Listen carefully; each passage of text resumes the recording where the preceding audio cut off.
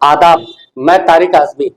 दोस्तों, आपने अक्सर सुना होगा कि पुलिस रस्सी को सांप बना देती है, मगर शायद ये अधूरा है। कभी कभार ऐसा भी होता है कि पुलिस धूल की रस्सी बनाती है, उस रस्सी को सांप घोषित कर देती है, और या फिर सांप को ही महज एक रस्सी घोषित कर देती है। ऐसे कई उदाहरण आपने सुने होंगे। मैं ताजा एक मामला आपके सामने लेके आया हूँ शिवपुर पुलिस का। शिवपुर थाना अक्सर चर्चाओं का केंद्र रहता है। नवंबर 2024 में दर्ज एक एफआईआर पे हमारी नजर पड़ती है। एफआईआर को देख करके थोड़ा सा हम भी चौंके थे, तो आइए आपको भी उस संबंध में बताते चलते हैं। एफआईआर में घर में घुस करके धमकी देने का आरोप है। घर में घुस के असलहे सहित धमकी देने का आरोप है। एफआईआर आप अपनी स्क्रीन पे देख रहे होंगे। नामजद आरोप लगे हुए, इसमें 2 नामजद है और 7 से 8 अज्ञात है। नामजद में एक नाम श्वेता रश्मि का है, दूसरा नाम कीर्ति भूषण का है, जो आप अपनी स्क्रीन पे लगातार देख रहे होंगे। अब आपको बताते हैं कि पूरा मामला क्या है।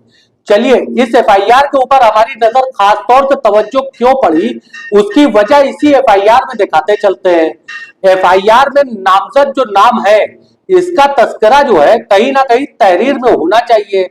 चलिए, एफआईआर की तहरीर आप पढ़ करके सुनते रहिए। एफआईआर की तहरीर में लिखा है कि सेवा में थाना प्रभारी थाना शिवपुर वाराणसी विषय एफआईआर पंजीकृत करने के संदर्भ में महोदय सविनय निवेदन के साथ अवगत कराता है कि प्रार्थी अजय कुमार सिंह पुत्र स्वर्गीय राम अवतार सिंह निवासी उचवालाज शिवपुर मकान नंबर SH 8/2 A-6 के का रहने वाला है एवं प्रार्थी वाराणसी जिले का ही उत्कृष्ट महादेव PG कॉलेज बरियासनपुर चिरई गांव ब्लॉक का प्रबंधक भी है।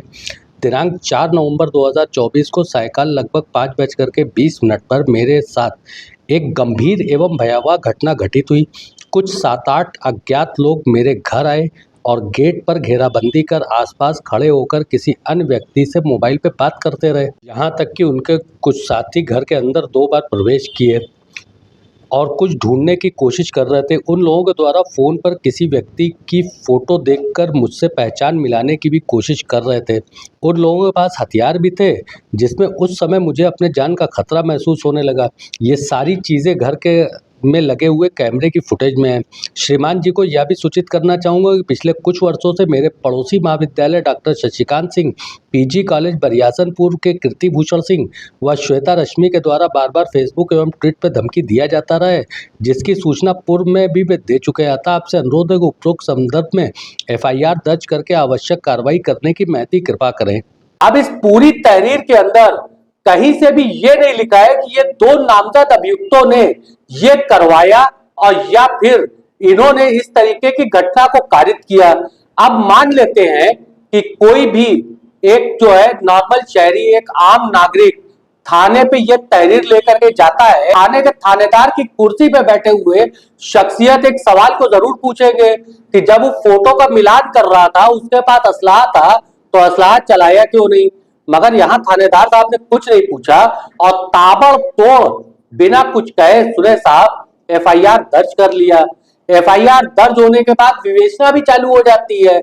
वो तो भला हो कि यह मामला हाईकोर्ट में पहुंच जाता है और ये FIR फिलहाल वाराणसी कमिश्नरेट पुलिस के गले की हड्डी एक बन चुका है। FIR करता जो जिनका नाम है अजय सिंह, ये महादेव PG कॉलेज के मैनेजर है और सत्तारूढ़ दल के बहुत करीबी हैं। बेहद करीबी सत्तारूढ़ दल के होने की वजह से FIR होना आप भी समझ सकते हैं लाजिम है। मगर इस FIR पे हमारी नजर क्यों पड़ी? ये FIR इकलौती नहीं है। इन 2 लोगों के ऊपर, कीर्ति भूषण और श्वेता रश्मि के ऊपर नवंबर 2024 से लेकर के अप्रैल तक 4 FIR एक के बाद एक दर्ज होती है, यानी बैक टू बैक दर्ज होती है। इस FIR का तस्करा मैं क्यों कर रहा हूं दोस्तों, बताता चलूं कि जो अजय सिंह इन चारों FIR में वादी मुकदमा है, वही अजय सिंह एक FIR में आरोपी है। वो FIR है क्राइम नंबर 66/2022 66/22 कैंट थाने में हत्या के मामले में दर्ज FIR में ये मुख्य आरोपी है अजय सिंह। और तो और साहब, जिनको अजय सिंह अपने यहाँ FIR में आरोपी बना रहे हैं, वो शिकायत करता है और वादी मुकदमा है। यानी कि एक तरीके से देखा जाए तो ये 4 FIR अजय सिंह उसके ऊपर करवा रहे हैं जिन्होंने हत्या के केस में इनको नामजद कर रखा है। एफआईआर की टाइमिंग भी देखिए साहब, जिस जिस दिन तारीख रही है गवाही के मुतालिक, उस दिन ये एफआईआर दर्ज हुई है, उसी दिन ये एफआईआर दर्ज हुई है। और उन सारे दिनों में गवाही तो हो नहीं सकी है, एफआईआर बैक टू बैक दर्ज होती गई। वैसे कहा जाता है कि कानूनी शास्त्रों में इसी को पेशबंदी कहा जाता है, मगर इसको आप पेशबंदी मत कहिएगा, क्योंकि ये सत्ता के करीबी है, ये कुछ भी कर सकते हैं। सत्ता के करीब होने का पूरी तरीके से फायदा उठा सकते हैं। वरना पुलिस तो एक बार जरूर पूछती कि आप एक जगह आरोपी है 302 के मामले में, भले से पुलिस ने उसमें रोड एक्सीडेंट का केस फाइल किया हुआ है, चार्जशीट लगाई है, मगर वो केस न्यायालय में आज भी विचाराधीन है। हम उस केस की अभी मीडिया ट्रायल कुछ नहीं करना चाहते हैं, मगर इस एफआईआर के ऊपर चर्चा तो आपसे कर ही सकते हैं। और चर्चा इसलिए कर सकते हैं कि एफआईआर पे ना चार्जशीट लगी है, ना एफआईआर लगी है, पुलिस अभी भी विवेचना कर रही है।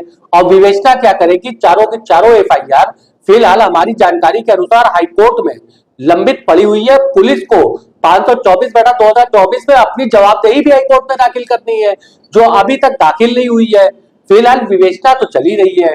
आप सोचिएगा, एक आम नागरिक होने के नाते इस तरीके की घटनाएं आपके साथ घटित होती है, आप थाने पे जाते हैं तो कितने सवालात आप पे होते हैं, मगर यहाँ पे सत्ता की करीबी है ना, तो सत्ता की करीबी होने की वजह से आपसे सवाल नहीं होगा।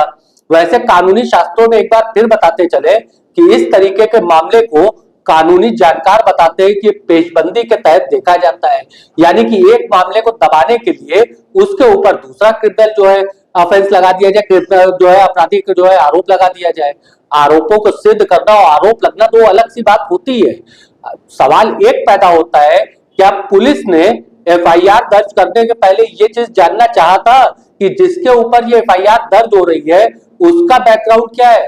दोस्तों आपको बताते चले कि 2022 में विभूति नारायण हत्याकांड हुआ था, जिसमें 66/2022 कैंट थाने में जो है क्राइम दर्ज होता है। अपराध में पुलिस ने और सीबीसीआईडी ने रोड एक्सीडेंट का जो है चार्जशीट फाइल की है, मगर ये चार्जशीट चैलेंज की गई है और अभी भी ये मामला न्यायालय में विचाराधीन है। इसमें जो वादी मुकदमा है वो कीर्ति भूषण सिंह है और श्वेता रश्मि इस पूरे मामले में गवाह है। और गवाह और वादी मुकदमा के ऊपर जो आरोपी है उसके द्वारा लगातार एफआईआर करवाया जाना कहीं ना कहीं से इस बात को तो साबित ही करता है कि पुलिस की पूरी कहानी में कहीं ना कहीं से झोल है, और या फिर रस्सी को सांप बनाया जा रहा है। एक शेर है साहब कि अदालतों ने बरी कर दिया हवाओं को, मेरे चिराग को इल्जाम खुदकुशी देकर। आदाब, मैं तारिक आजमी।